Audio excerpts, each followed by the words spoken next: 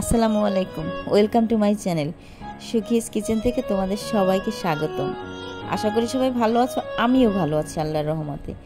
আজকে তোমাদেরকে মাত্র 1 মিনিট জাল করে মোরব্বা তৈরি করে দেখাবো। তো চলো কিভাবে এই মোরব্বাটা তৈরি করবে দেখে নেবে।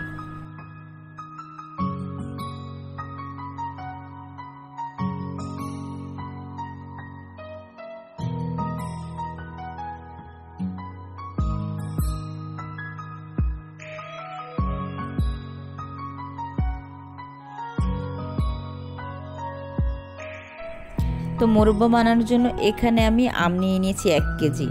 আর আমগুলো কিন্তু মাশাআল্লাহ একেবারে ফ্রেশ আম, আমাদের নিজেদের গাছের আম। আমি কিন্তু এই পর্যন্ত যে কয়টা আমের ভিডিও দিয়েছি আচারের প্রত্যেকটাতে কিন্তু বলেছি, কেননা সত্যি আমি তো গ্রামে থাকি, আমার অনেক আপুরা ভাইয়েরা জানো তোমরা সবাই। আর প্রত্যেকটা আমে কিন্তু আমাদের নিজেদের গাছের আম, আমাদের বাড়িতে অনেকগুলো গাছ, প্রায় 8-10টা গাছ। আর প্রত্যেকটা গাছে মাশাআল্লাহ দিলে অনেক আম হয়েছে। তো যাই হোক, আর আমের স্লাইসগুলো কিন্তু আমি তোমাদের দেখিয়ে দিয়েছি। একটা আম দিয়ে আমি মোট 4 টুকরা করে নিয়েছি, বেশি মোটাও না আবার একেবারে পাতলাও না। এখন এই আমগুলোকে আমি খুব সুন্দর করে পরিষ্কার করে ধুয়ে নিয়েছি। অনেক আপুরাই আম খোসা থাকা অবস্থায় ধুয়ে নেয়, তাহলে কিন্তু আমের ভিতরে একটা কষ থাকে, আর এই কষের জন্য কিন্তু আমের যে আচারই বানানো না কেন ভালো হবে না। আর যদি আমটা খোসা ছাড়ানোর পর ধুয়ে নাও তাহলে অনেক সুন্দর একটা টেস্ট পাবে, কষটা তো বের হয়ে যাবে। এখন আমি আমটা সম্পূর্ণ একটা ফ্রাই প্যানে পানি আগে থাকতে ফুটিয়ে দিয়েছিলাম, ফুটন্ত পানিতে দিয়ে জাস্ট 1 মিনিট নেড়েচে উঠিয়ে নেবে। এর বেশি কিন্তু কখনোই জাল করবে না, তাহলে কিন্তু গলে যাবে। আর অবশ্যই কিন্তু এই টিপসগুলো ফলো করবে, তাহলে কি হবে, তোমরা একটা পারফেক্ট মোরব্বা তৈরি করে নিতে পারবে। আমি কিন্তু এখানে 1 কেজি আম নিয়েছিলাম, তবে দুঃখের বিষয় আমার 1 কেজি আম থেকে মোরব্বা হয়েছে ½ কেজি, যা কি বলবো, আমাদের সবার হয়ই নেই। যেহেতু তোমাদের সঙ্গে বেশ কয়েকটা আচার শেয়ার করেছি, তাই সব কিছুই প্রত্যেকটা আচারই একটু একটু বানাইছি, কিন্তু সব কয়টা আচারই আমার বাসা থেকে ফুরিয়ে গেছে, বোঝো তাহলে।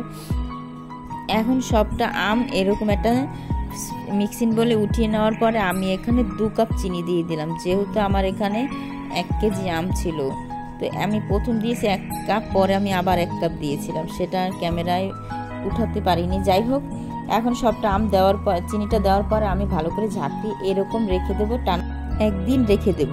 এরপরে আমি তোমাদের সঙ্গে একদিন পরে শেয়ার করব আবারও ভিডিওটা। তো চলে যাচ্ছি, একদিন পর আবার ফিরে আসব। এখন ওই যে একদিন পর চলে এসেছি, দেখো কতটা পানি বের হয়েছে, সেই যে আমটা যে আমি ছিঁড়াই রেখেছিলাম। এখন আমি শিরা থেকে উঠিয়ে এরকম একটা বড় সার্ভিং বলে রেখে দিব রোদের ভিতরে। আর এটা কিন্তু বেশি শুকানোর কোনো প্রয়োজন নাই, জাস্ট একদিন শুকালেই হবে। তো আমি চলে যাচ্ছি আমাদের বাসার ছাদে। আর কি রোদ এখন, বাবারে বাবা, এখানে মানুষ থাকলেও মানুষও শুকাই কাট হয়ে যাবে, এত পরিমাণে রোদ আর রোদের তাপ। তো এরকম করে আমি টানা একদিনই রোদে শুকাবো, এর বেশি কিন্তু শুকানোর কোনো প্রয়োজন নেই, তাহলে কিন্তু আবার আম শক্ত হয়ে যাবে। এই দিকটা কিন্তু অবশ্যই খেয়াল রাখবে তোমরা।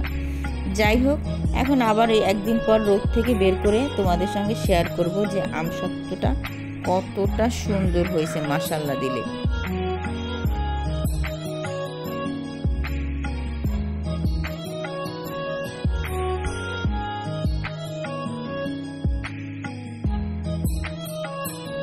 তো ফিরে এসেছি একদিন পরে। এখন আমি তোমাদেরকে দেখাচ্ছি আম সত্ত্বগুলো যে কতটা সুন্দর হয়েছে। এখন আমি এখানে কিছুটা চিনি গুঁড়ো করে নিয়েছিলাম, সেটা উপর থেকে দিয়ে দিলাম। আর আম সত্ত্বটাতে খেতে যে কতটা মজা হয়েছিল বলবো কি, আর বলার ভাষা নাই, এতটা মজা ছিল।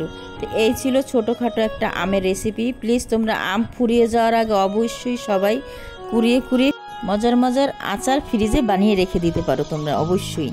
তো এই ছিল মজাদার আমের আচার বা আমের মোরব্বা, যেটাই বলো না কেন, আসলে কিন্তু এটা মোরব্বাই। ঝটপট অল্প সময় দিয়ে তোমাদের সঙ্গে শেয়ার করলাম। এখন একটা তোমাদেরকে ভেঙে দেখাচ্ছি যে ভিতরটা কতটা রসালো আর একেবারে চুপচুপে, কতটা সফট। আর চেষ্টা করবে অবশ্যই এরকম একবার বাসায় ট্রাই করার জন্য। তো সবাই ভালো থাকবে, সুস্থ থাকবে আমার প্রিয় আপু ভাইয়েরা। আজ এই পর্যন্তই। আর এই আমের মজাদার মোরব্বাই কী কী লেগেছে ডেসক্রিপশন বক্সে পেয়ে যাবে। আজ এই পর্যন্তই, আল্লাহ হাফেজ।